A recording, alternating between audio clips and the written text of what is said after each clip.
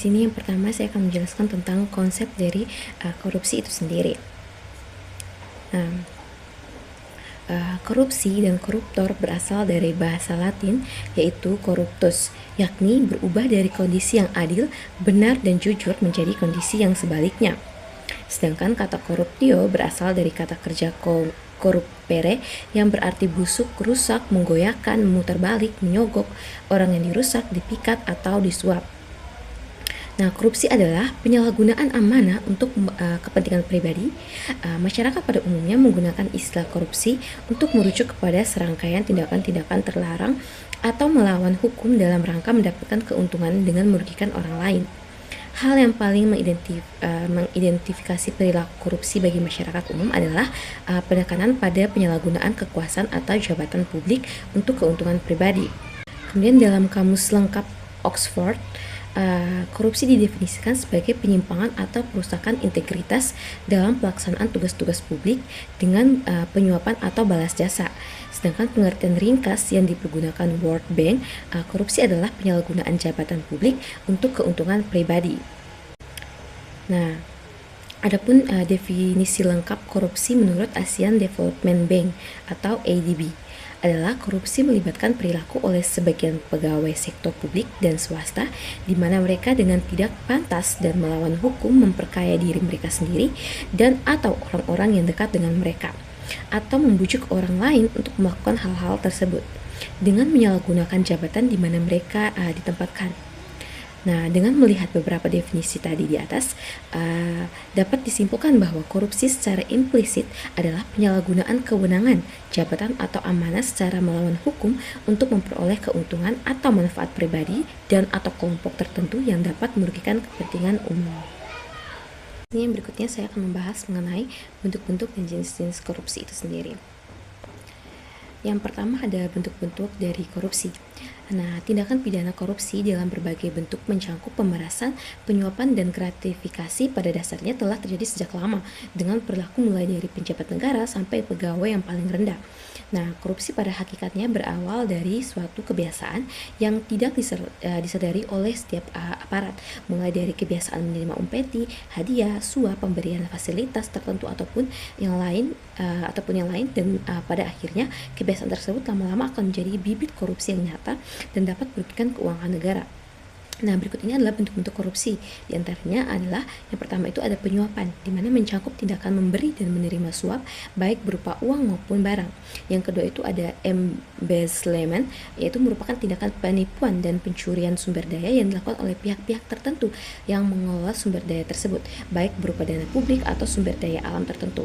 Yang ketiga itu ada fraud, yaitu merupakan suatu tindakan kejahatan ekonomi yang melibatkan penipuan. Termasuk di dalamnya yaitu proses manipulasi atau menistori informasi dan fakta dengan tujuan mengambil keuntungan-keuntungan tertentu. Dan yang keempat itu ada extortion, di mana tindakan meminta uang atau sumber daya lainnya dengan cara paksa atau disertai dengan intimidasi-intimidasi tertentu oleh pihak yang memiliki kekuasaan. Lazimnya itu dilakukan oleh mafia-mafia lokal dan regional. Kemudian yang kelima itu ada favorisme, di mana adalah mekanisme penyalahgunaan kekuasaan yang berimplikasi pada tindakan privatisasi sumber daya. Yang keenam itu melanggar hukum yang berlaku dan merugikan negara. Dan yang ketujuh, serba kerahasiaan meskipun dilakukan secara kolektif atau korupsi berjemaah. Nah, yang kedua itu ada jenis-jenis korupsi. Nah, jenis-jenis korupsi yang lebih operasional juga diklasifikasi oleh tokoh reformasi yaitu M. Amin Rais yang menyatakan sedikitnya ada 4 jenis korupsi yaitu yang pertama itu adalah korupsi ekstortif, yakni berupa sogokan atau suap yang dilakukan pengusaha kepada penguasa. Yang kedua itu ada korupsi manipulatif, seperti permintaan seseorang yang memiliki kepentingan ekonomi kepada eksekutif ataupun legislatif untuk membuat peraturan atau undang-undang yang mengutamakan bagi usaha ekonominya. Dan yang ketiga itu ada korupsi nepotistik, yaitu terjadinya korupsi karena adanya ikatan kekeluargaan, pertemanan, dan sebagainya. Kemudian yang keempat itu ada korupsi subversif, yakni mereka yang merampok kekayaan negara secara sewenang-wenang untuk dialihkan ke pihak asing dengan sejumlah keuntungan pribadi. Di sini saya akan menjelaskan tentang upaya pemberantasan korupsi di Indonesia. Yang pertama ada upaya hukum.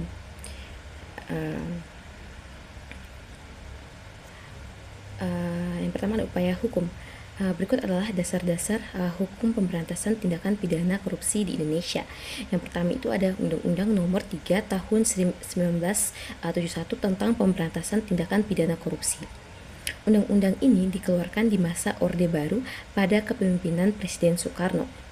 Undang-Undang Nomor 3 Tahun 1971 ini mengatur pidana penjara maksimum seumur hidup serta denda maksimal 30 juta bagi semua delik yang dikategorikan korupsi. Namun sekarang Undang-Undang Nomor 3 Tahun 1971 ini dinyatakan tidak berlaku lagi setelah digantikan oleh Undang-Undang Nomor 31 Tahun 1999 tentang pemberantasan tindakan pidana korupsi.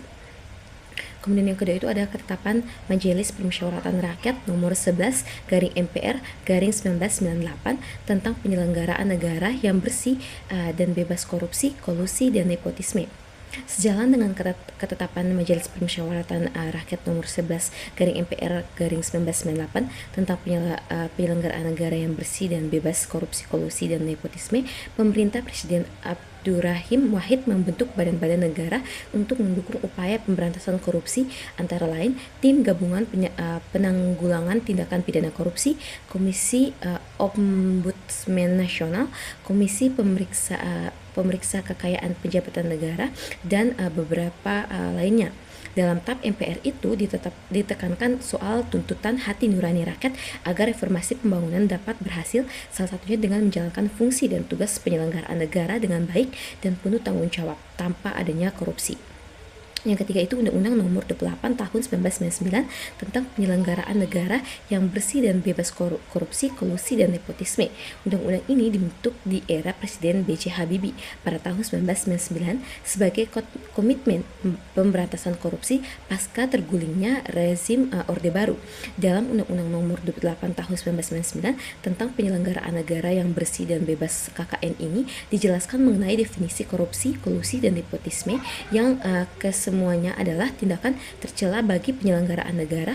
Dalam undang-undang tersebut juga diatur pembentukan komisi pemeriksa lembaga independen yang bertugas memeriksa kekayaan penyelenggaraan negara dengan mantan penyelenggaraan negara untuk mencegah praktik korupsi itu sendiri. Dan yang keempat itu ada peraturan pemerintah nomor 71 tahun 2000 tentang tata cara pelaksanaan peran serta masyarakat dan pemberian penghargaan dalam pencegahan dan pemberantasan tindakan pidana korupsi. Melalui peraturan ini, pemerintah ingin mengajak masyarakat untuk turut membantu pemberantasan tindakan pidana korupsi. Peran serta masyarakat yang diatur dalam peraturan ini adalah mencari, memperoleh, memberikan data atau informasi tentang tindak pidana korupsi. Dan yang kelima itu Undang-Undang Nomor 30 Tahun 2002 tentang Komisi Pemberantasan Tindak Pidana Korupsi. Undang-Undang Nomor 30 Tahun 2002 ini tentang Komisi Pemberantasan Tindak Pidana Korupsi menjadi pencetus lahirnya Komisi Pemberantasan Korupsi atau KPK di masa Presiden Megawati Soekarno Putri. Ketika itu kejaksaan dan kepolisian dianggap tidak efektif memberantas tindakan pidana korupsi sehingga dianggap perlu adanya lembaga khusus untuk melakukannya. Sesuai amanat undang-undang tersebut, KPK dibentuk dengan tujuan meningkatkan daya guna dan hasil guna terhadap upaya pemberantasan tindak pidana korupsi. KPK dalam menjalankan tugas dan wewenangnya bersifat independen dan bebas dari pengaruh kekuasaan manapun. Undang-undang ini kemudian disempurnakan dengan revisi Undang-Undang KPK pada tahun 2019 dengan terbitnya Undang-Undang Nomor 19 Tahun 2019. Dalam Undang-Undang tahun 2019 diatur soal peningkatan sinergitas antara KPK, kepolisian, dan kejaksaan untuk penanganan perkara tindak pidana korupsi itu. Baik, yang berikutnya ada upaya pencegahan. Yang pertama ada upaya melalui jalur pendidikan. Tujuannya adalah membentuk karakter jujur sejak dini agar seseorang itu tidak memiliki niat untuk korupsi. Misalnya yang pertama itu menyisipkan nilai di sekolah. Nilai kejujuran tidak dibuat jadi mata pelajaran baru, tetapi dimasukkan ke semua pelajaran seperti agama ataupun PPKN. Contohnya mengajarkan bahwa menyontek adalah bibit dari korupsi itu sendiri. Kemudian yang kedua ada praktik langsung, di mana sekolah membuat kantin kejujuran. Di sini siswa belajar membayar dan mengambil kembalian sendiri tanpa dijaga untuk melatih kejujuran saat tidak ada orang yang melihatnya. Yang ketiga itu ada di pendidikan tinggi, di mana mahasiswa diajak untuk kritis mengawasi penggunaan uang negara, misalnya memantau proyek pembangunan di sekitar kampus atau desa. Yang keempat itu ada edukasi di keluarga, di mana orang tua itu membiasakan bertanya dari mana asal barang atau uang yang dibawa pulang oleh anggota keluarga atau anak mereka. Kemudian yang kedua itu ada upaya melalui jalur budaya anti korupsi. Tujuannya adalah mengubah kebiasaan masyarakat agar menganggap korupsi sebagai hal yang memalukan, bukan hal yang biasa. Misalnya yang pertama itu menanamkan 9 nilai integritas, yaitu menjadikan nilai-nilai seperti jujur, sederhana, berani, adil dan adil sebagai pedoman hidup sehari-hari. Kemudian yang kedua itu mengubah budaya uang pelicin, yang dimana itu mengedukasi masyarakat bahwa memberi uang tambahan kepada petugas untuk mempercepat urusan itu salah. Budaya memberikan hadiah harus diganti dengan budaya mengikuti aturan. Yang ketiga itu sanksi sosial, di mana adanya rasa malu atau menciptakan suasana di mana pelaku korupsi dikucilkan atau tidak dihormati lagi di lingkungan masyarakat, sehingga orang takut melakukan korupsi karena malu kepada tetangga dan keluarganya. Kemudian keempat itu ada kampanye anti korupsi, di mana menggunakan media sosial, film atau lagu untuk menyebarkan pesan bahwa hidup jujur itu jauh lebih keren dan lebih baik dan tentang daripada hidup mewah dari hasil korupsi itu sendiri. Kemudian budaya anti korupsi, selain pendidikan dan masyarakat, lembaga penegakan hukum memiliki peranan besar. Namun tanpa dukungan budaya anti korupsi yang kuat, penegakan hukum cenderung lemah. Dibutuhkan sinergi antara KPK, pemerintah, lembaga pendidikan, dan masyarakat untuk membangun sistem sosial yang bersih dari korupsi. Pendidikan anti korupsi telah menjadi kebutuhan fundamental dalam upaya memberantas budaya koruptif yang berbagai sektor kehidupan, khususnya di negara-negara berkembang seperti Indonesia ini. Dalam implementasinya, pendidikan anti korupsi tidak cukup hanya mengandalkan pendekatan normatif legalistik, melainkan perlu dirancang secara kontekstual agar berakar kuat dalam nilai-nilai sosial budaya masyarakat setempat. Oleh karena itu, integrasi kearifan lokal ke dalam pendidikan anti korupsi menjadi pendekatan yang sangat relevan dan strategis. Kearifan lokal merupakan sistem nilai etika, norma, dan aturan yang hidup dan berkembang dalam suatu komunitas masyarakat secara turun-temurun. Kearifan ini seringkali membuat prinsip-prinsip kejujuran, tanggung jawab, solidaritas, dan rasa malu, nilai-nilai yang justru menjadi antitesis dari perilaku korup itu sendiri. Baik, yang berikutnya itu ada peran masyarakat. Nah, peran masyarakat dalam pemberantasan korupsi di Indonesia sangat krusial karena masyarakat adalah mata dan telinga negara di lapangan. Tanpa keterlibatan aktif warga, sistem pengawasan pemerintah itu tidak akan berjalan secara maksimal. Tujuan utama dari peran serta masyarakat dalam pemberantasan korupsi adalah untuk menciptakan sistem pengawasan alami yang menutup ruang gerak koruptor. Jika pemerintah adalah pembuat aturan, maka masyarakat adalah penjaga aturan tersebut. Nah, berikut ini adalah poin-poin utama peran masyarakat dalam memberantas korupsi secara jelas dan teratur. Yang pertama itu ada fungsi pengawasan atau monitoring, di mana masyarakat berperan mengawasi jalannya pemerintahan dan penggunaan uang negara di lingkungan terkecil, seperti memantau dana desa, di mana warga ikut serta dalam musyawarah desa dan memastikan proyek fisik seperti jalan atau jembatan dibangun sesuai anggaran yang diumumkan. Kemudian yang berikutnya itu mengawasi layanan publik, di mana memastikan pelayanan di kelurahan, kecamatan, atau rumah sakit dilakukan tanpa ada biaya tambahan yang tidak resmi. Yang kedua itu ada fungsi pelaporan atau whistleblowing, di mana masyarakat berani melaporkan dugaan tidak pidana korupsi yang mereka temui melalui saluran resmi, menggunakan saluran pengaduan, misalnya melaporkan penghutanan liar atau suap melalui aplikasi Jaga, yaitu milik KPK, atau portal lapor milik pemerintah, serta memberikan informasi yang akurat, di mana membantu penegakan hukum dengan memberikan data atau bukti awal yang valid mengenai kecurangan yang terjadi. Kemudian yang ketiga itu ada membangun sanksi sosial atau budaya malu.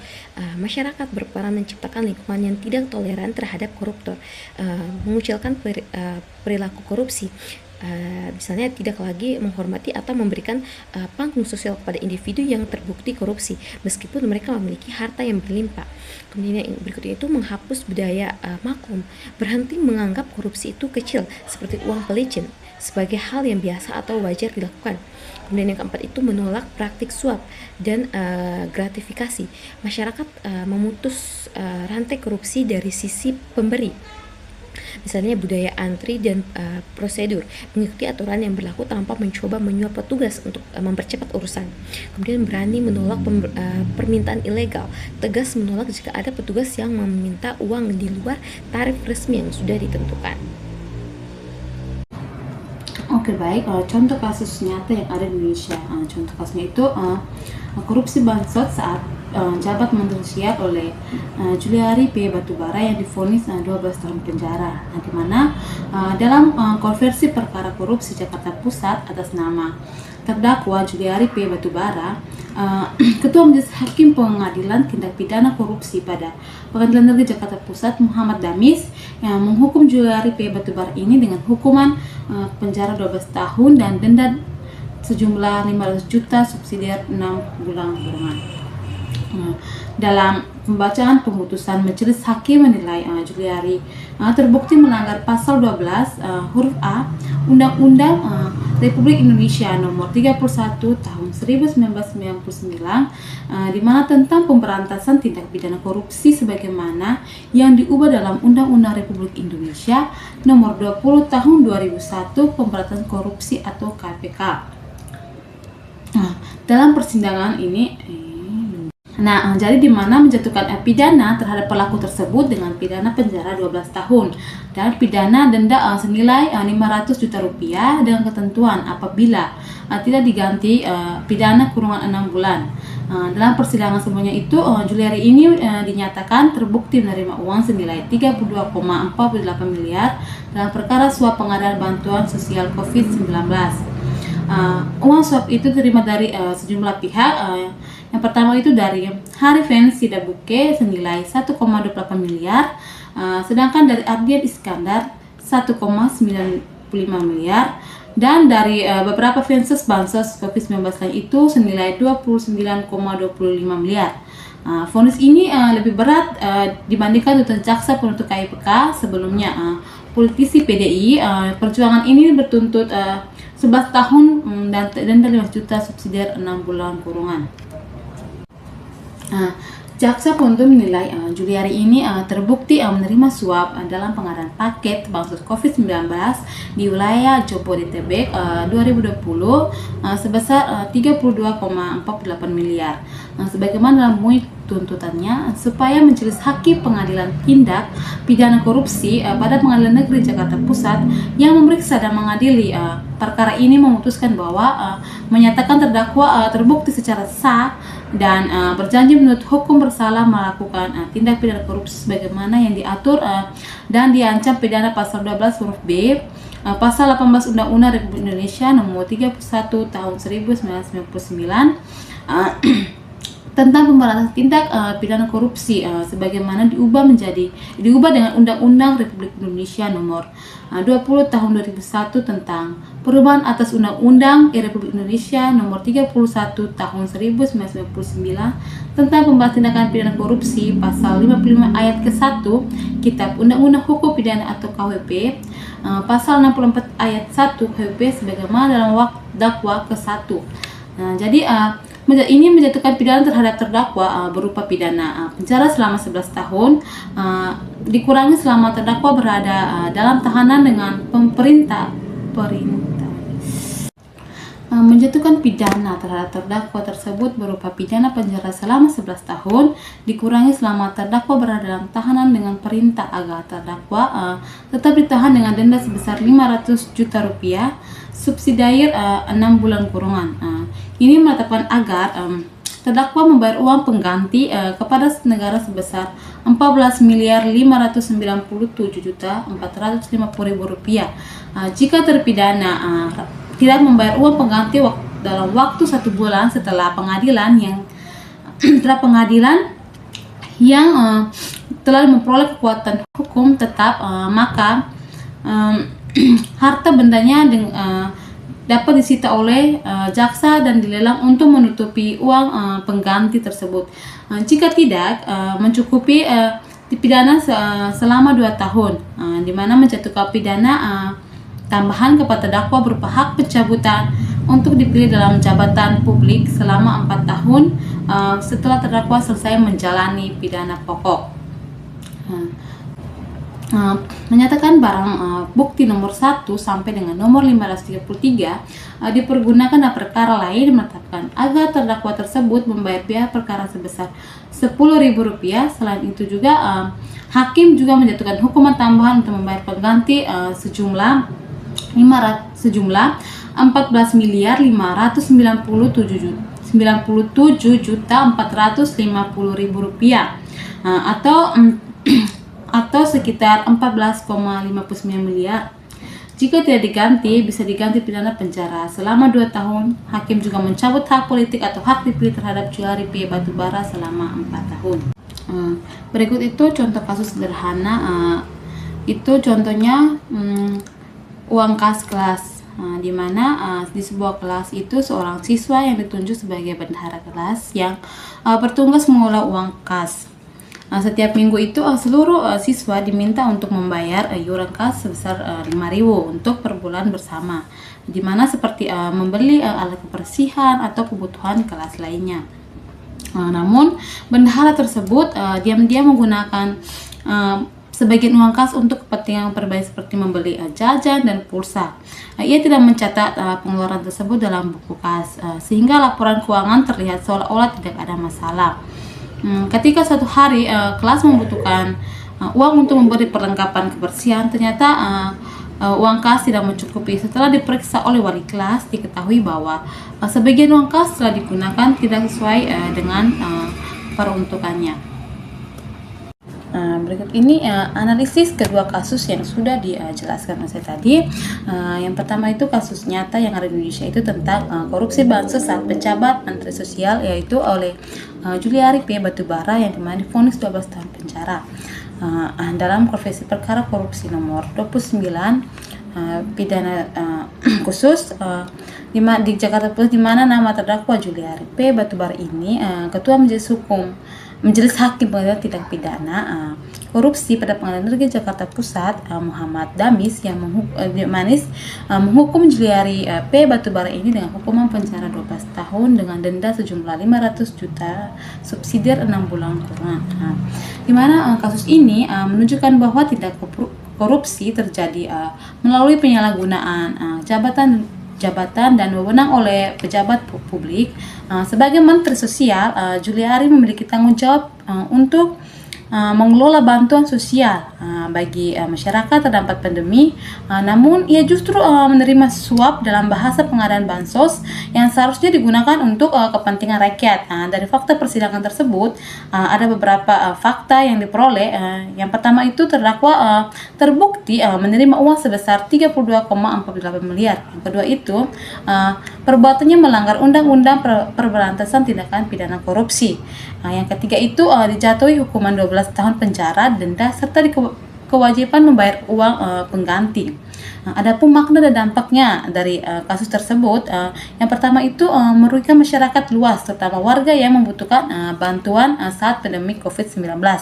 Yang kedua itu menunjukkan adanya kritis, integritas, dan moral pada pejabat publik. Yang ketiga, mengurangi kepercayaan masyarakat terhadap pemerintah.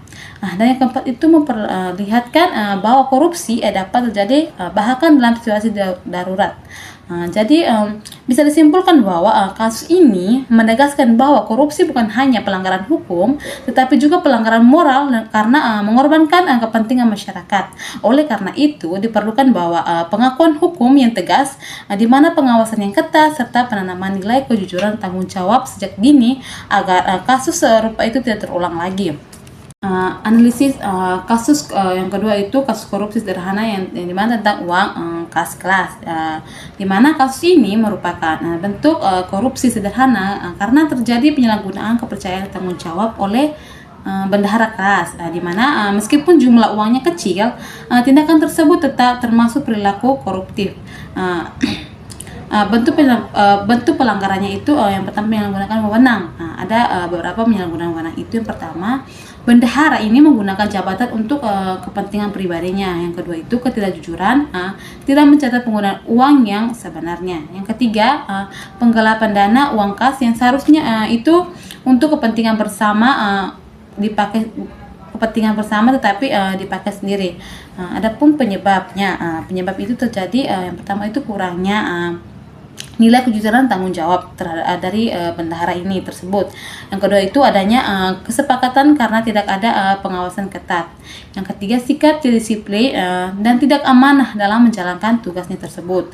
Dampak yang ditimbulkan dalam kasus ini, yang pertama itu kerugian bagi seluruh siswa karena uang kas itu berkurang. Yang kedua, hilangnya kepercayaan teman-teman mereka terhadap bendahara tersebut. Dan yang ketiga itu menimbul konflik dalam kelas. Yang keempat, membentuk kebiasaan buruk jika tidak segera diperbaiki. Jadi ini kasus dapat disimpulkan bahwa kasus ini menunjukkan bahwa korupsi bisa dimulai dari hal yang paling kecil seperti digunakan di lingkungan sekolah. Oleh karena itu, penting untuk menanamkan nilai jujur, disiplin, tanggung jawab dan amanah sejak dini agar tidak berkembang menjadi tidak korupsi yang lebih besar di masa yang akan mendatang. Nah, solusi dan refleksinya yaitu yang pertama solusi dalam dunia pendidikan sekolah dasar. Korupsi di tingkat sekolah dasar seringkali tidak terlihat seperti suap besar di berita, melainkan muncul dalam bentuk penguatan liar, manipulasi dana BOS, bantuan operasional sekolah, hingga kurangnya transparansi anggaran sekolah. Untuk mengatasi hal ini diperlukan pendekatan sistemik yang melibatkan teknologi, kurikulum, dan partisipasi orang tua. Nah, yang berikut yaitu nilai-nilai anti korupsi pada pendidikan anti korupsi. Nah, sejak dini berfokus pada pembentukan karakter. Komisi Pemberantasan Korupsi atau KPK telah merumuskan 9 nilai anti korupsi. Yang berikut yaitu refleksi. Nah, berikut ini adalah refleksi pribadi yang mengaitkan semangat Idul Fitri dengan integritas anti korupsi. Yang pertama yaitu puasa sebagai latihan kejujuran agar anak-anak tidak melakukan korupsi waktu atau disebut self control. Kembali ke fitrah, menghapus budaya atau jalan pintas. Yang ketiga yaitu zakat dan kepedulian sosial. Dan yang keempat yaitu disiplin dan konsistensi pasca Ramadan. Sekian dari saya, terima kasih.